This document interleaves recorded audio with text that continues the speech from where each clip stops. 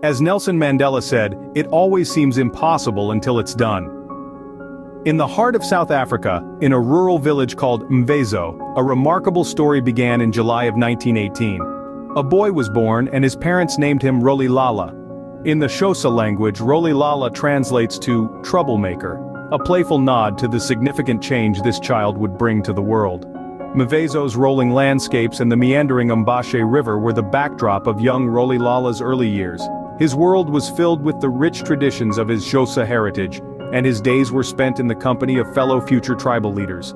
These experiences shaped his perspective and planted the seeds of leadership within him. At the age of 16, Rolilala underwent an initiation rite, a significant milestone in the Xhosa tradition. This ceremony marked his transition into manhood, a shift from childhood innocence to the responsibilities of adulthood.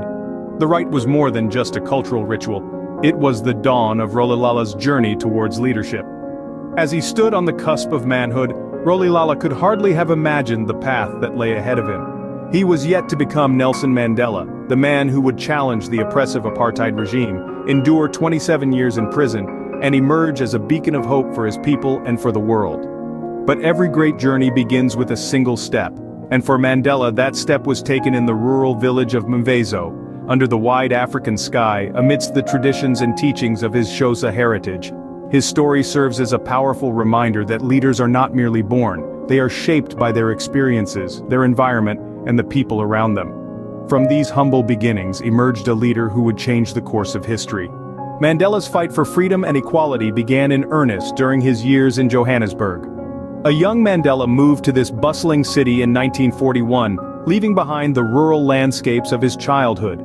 As he immersed himself in the urban life of Johannesburg, he was soon introduced to the political scene through the African National Congress, or ANC. The ANC was a powerful force against the oppressive system of apartheid, a system that brutally segregated South Africa's population along racial lines. Mandela's involvement with the ANC marked the beginning of his lifelong commitment to fight such injustices.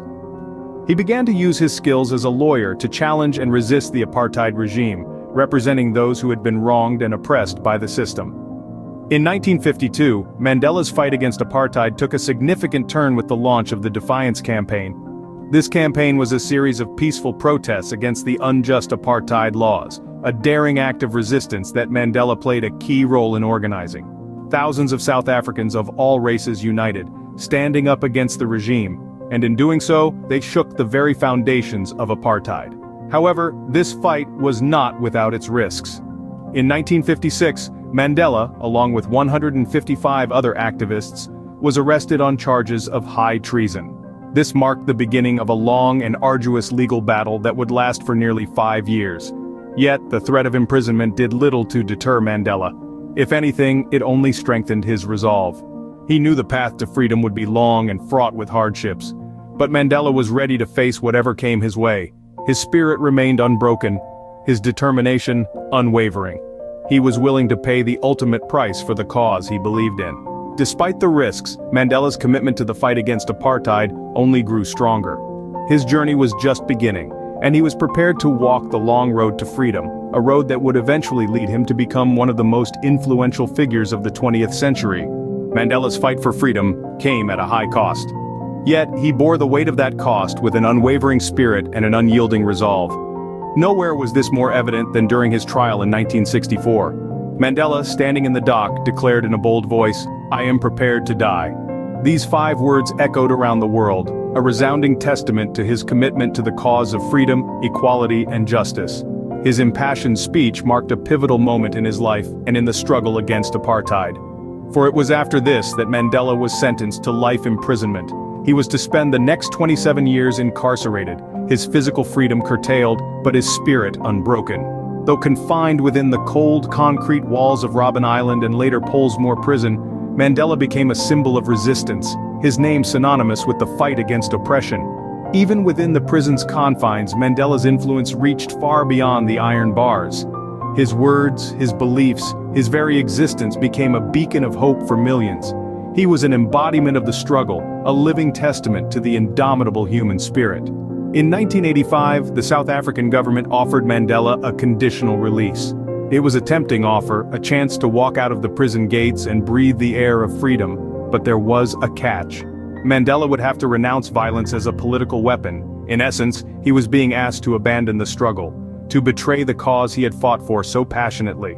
But Mandela was not a man to be swayed by false promises. He refused the offer, choosing instead to remain behind bars, steadfast in his commitment to the fight against apartheid.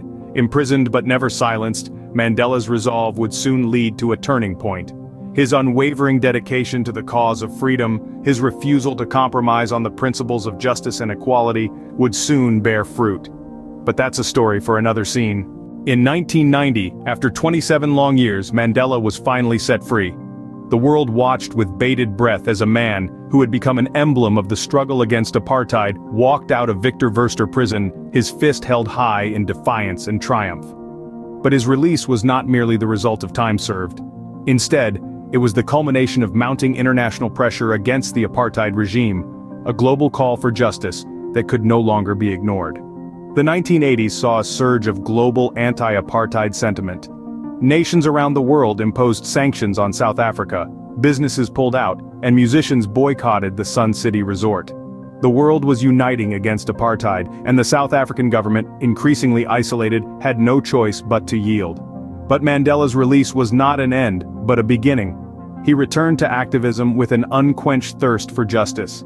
Now, he was not just a member of the African National Congress, but its symbol, its beacon. He led the negotiations with then-President F.W. de Klerk to end apartheid, navigating the treacherous waters of political transition with grace and tenacity. The road was not easy. There were obstacles, setbacks, and moments of despair, but Mandela, with his unwavering resolve, kept moving forward. His goal was clear: a South Africa free from the chains of racial segregation. And finally, in 1994, his dream was realized. South Africa witnessed its first democratic elections, a moment etched in history, a moment that signaled the dawn of a new era. Mandela, the man who had been imprisoned for 27 years for his fight against apartheid, was elected as the country's first black president. From prisoner to president, Mandela's journey was a testament to the power of resilience. It was a journey that changed not just a nation, but the world, showing us that no obstacle is too great, no journey too long if the cause is the pursuit of justice. Mandela once said, "What counts in life is not the mere fact that we have lived, it is what difference we have made to the lives of others." Nelson Mandela's presidency, which began in 1994, was one marked by a tireless pursuit of reconciliation. He understood that South Africa's future hinged on healing the deep wounds of its past. He championed the Truth and Reconciliation Commission, an innovative response to the atrocities of the apartheid era, where perpetrators could confess their crimes in exchange for possible amnesty. It was not about revenge, but understanding, forgiveness, and healing. Mandela also focused on rebuilding his nation, striving to create a rainbow nation where all races, tribes, and cultures could live in harmony. He prioritized education, healthcare, and economic opportunities, aiming to reduce the stark inequalities that apartheid had entrenched. In 1999, after a single term in office, Mandela stepped down from the presidency, but his work was far from over. His retirement years were as active as his presidency, filled with ceaseless efforts to promote peace and social justice. His influence extended far beyond the borders of South Africa. He became a global icon, a symbol of hope and perseverance in the face of adversity. In the year 2003, Mandela established the Nelson Mandela Foundation. This organization continues his work, focusing on issues like rural development, school construction, and combating HIV/AIDS. Its mission is to promote a just society that remembers its past, listens to all its voices, and pursues social justice, a mission that echoes Mandela's lifelong commitment. Mandela's legacy is not just about his actions, but also the values he embodied: resilience, forgiveness, equality, and above all, an unwavering belief in the potential for change. His life and his work continue to inspire millions around the globe, showing us that individuals can indeed make a difference. Nelson Mandela's legacy continues to inspire the world, reminding us that even in the face of great adversity, change is possible.